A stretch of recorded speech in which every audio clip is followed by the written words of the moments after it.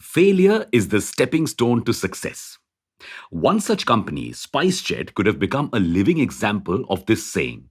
It was on the verge of bankruptcy in 2014 and was ready to crash and burn. It managed to pull through and rose from its ashes like a phoenix. However, a twist in the tale, and once again the company is facing massive troubles. Inescapable losses, unhappy employees, and a court order that has asked it to wind up its business. But how did SpiceJet get to this position once again? Welcome back to Revolution Read On, a daily podcast where we break down one story from the world of business and finance. Here's your story for today. Thanks to consecutive losses, SpiceJet was just about to shut down in 2014. Companies had refused to refuel its aeroplanes, employees were demanding their salary, and most of its flights were cancelled. Escape seemed impossible. But then the company's co founder Ajay Singh came to the rescue. He saw that the company was horribly mismanaged and went about restructuring flight schedules, renegotiating contracts, and overall improving the company's performance. And it worked. He brought the company to a point where instead of losses, it was seeing profits. That too consistently. But then the pandemic struck.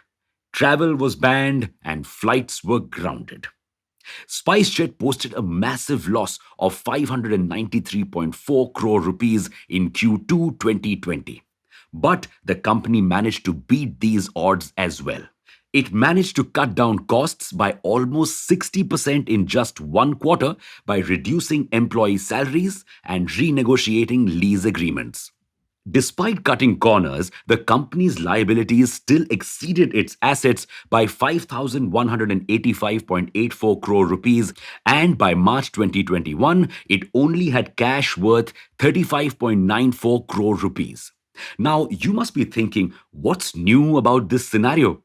Most airlines faced losses during COVID. Why single out SpiceJet? That's because these losses are not its only problem. You see, as the company majorly cut down employee salaries, it had to deal with many unhappy employees.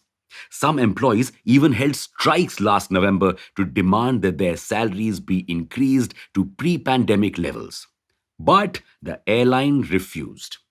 This has increased the company's resignation rate, which could pose a big problem for the company in the future. Airlines are a people intensive business and need specialized and trained individuals.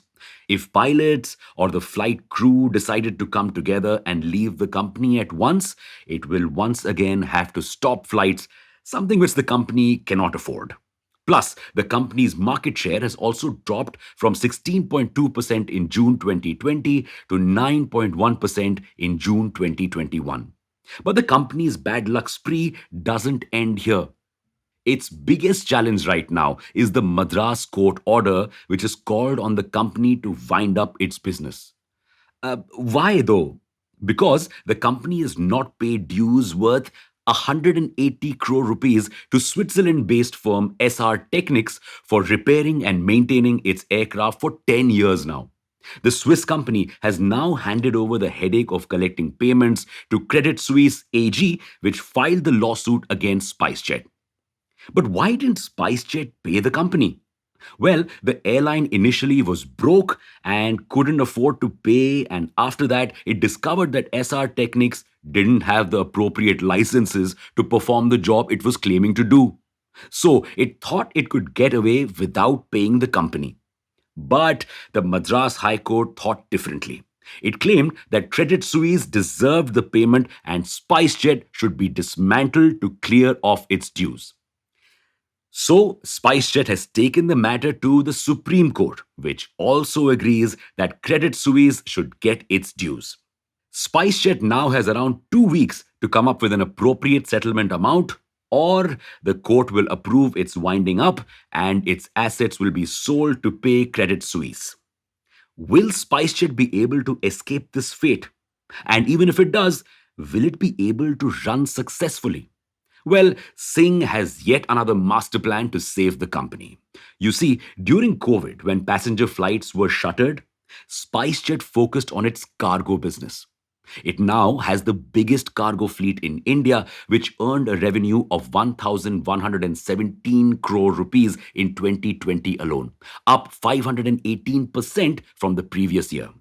Singh is now planning to hive off this business to its subsidiary Spice Express. And he's not doing so just because demergers are the latest business trend.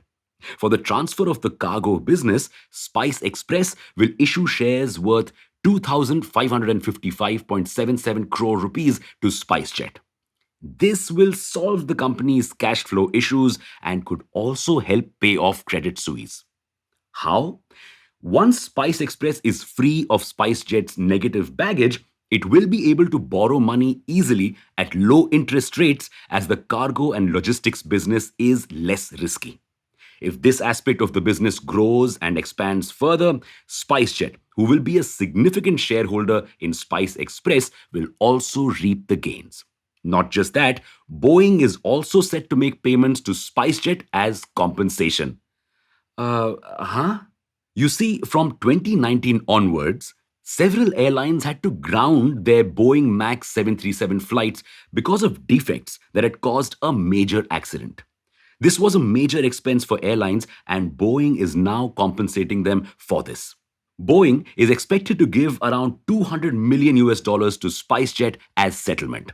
So, all in all, it could potentially weather this storm of problems that it is currently facing. However, new storms are also brewing up.